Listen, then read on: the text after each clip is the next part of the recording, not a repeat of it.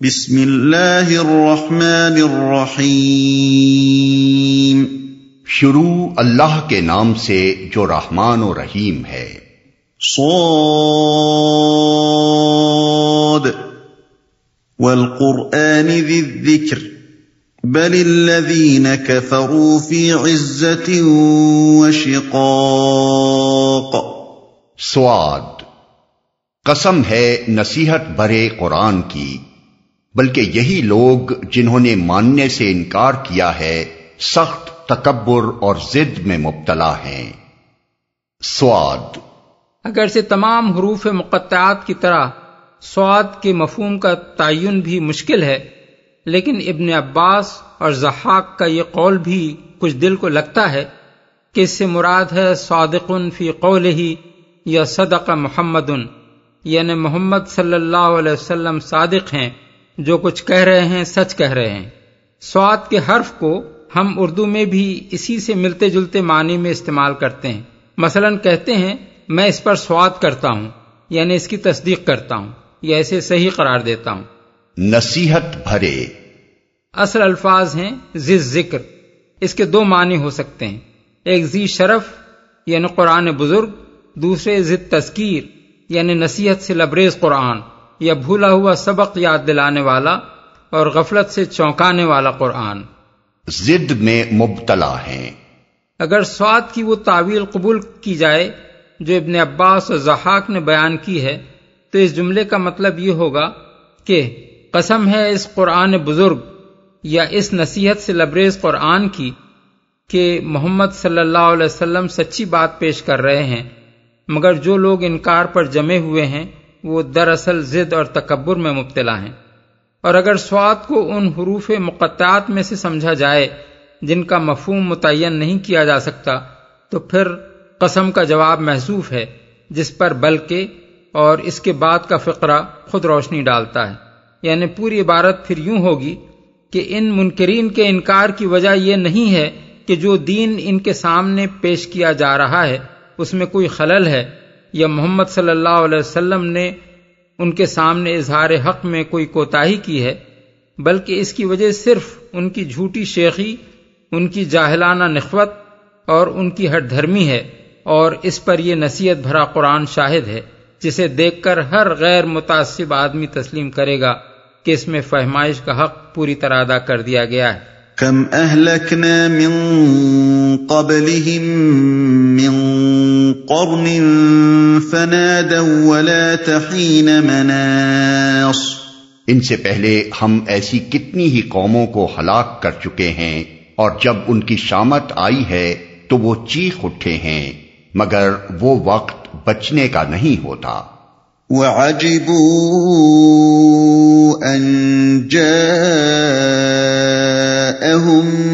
مُّنذِرٌ مِّنْهُمْ وَقَالَ الْكَافِرُونَ هَذَا سَاحِرٌ كَذَّابٌ أَجَعَلَ الْآلِهَةَ إِلَٰهًا وَاحِدًا إِنَّ هَٰذَا لَشَيْءٌ عُجَابٌ۔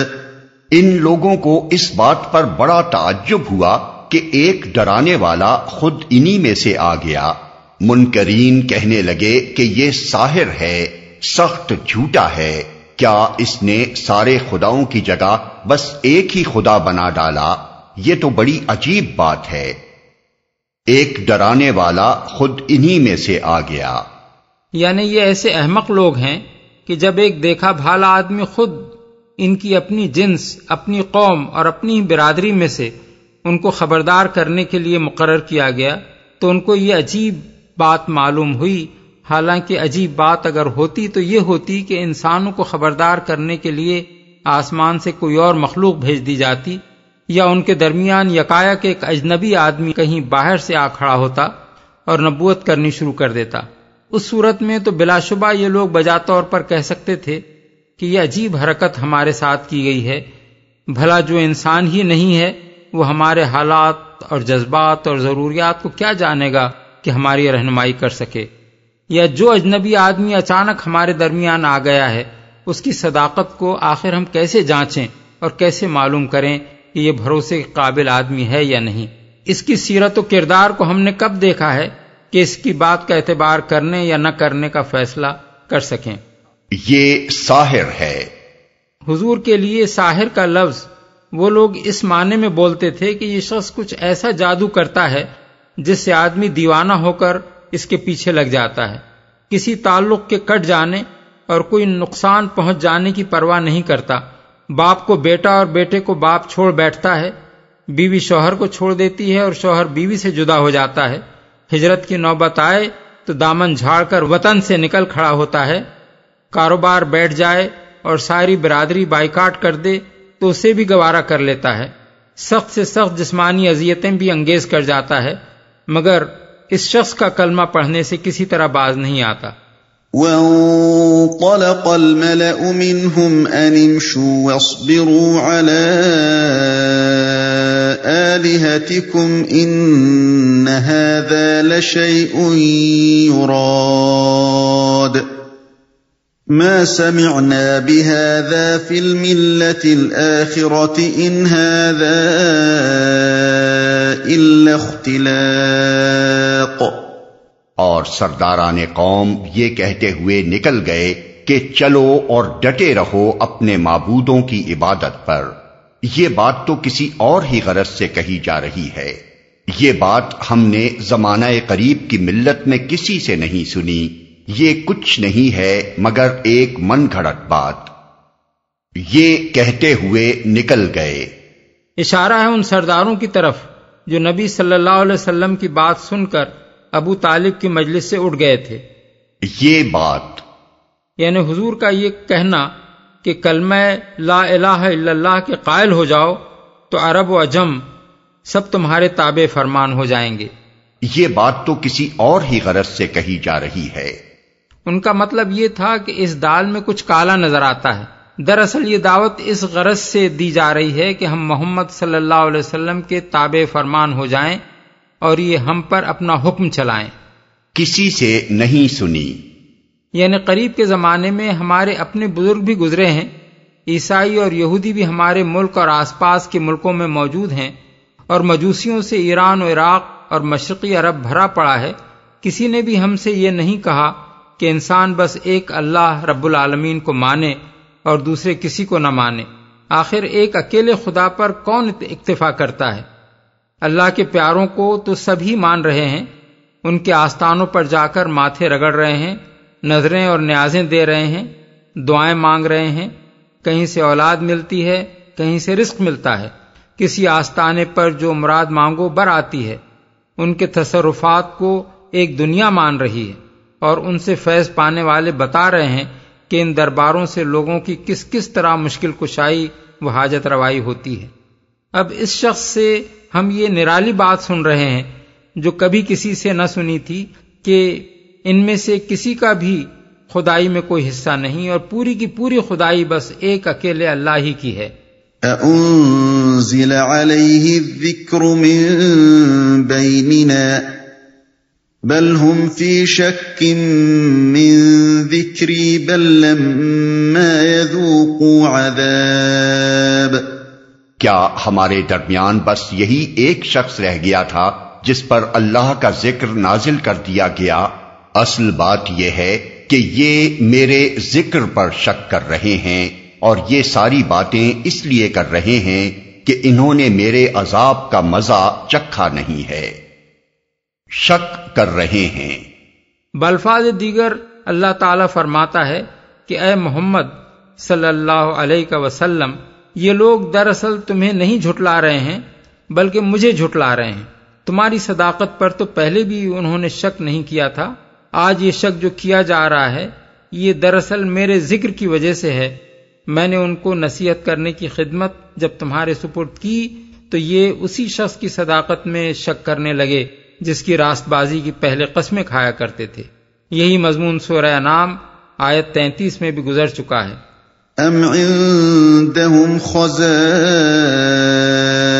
رحمت ربك العزيز الوهاب ام لهم ملك السماوات والارض وما بينهما فليرتقوا في الاسباب۔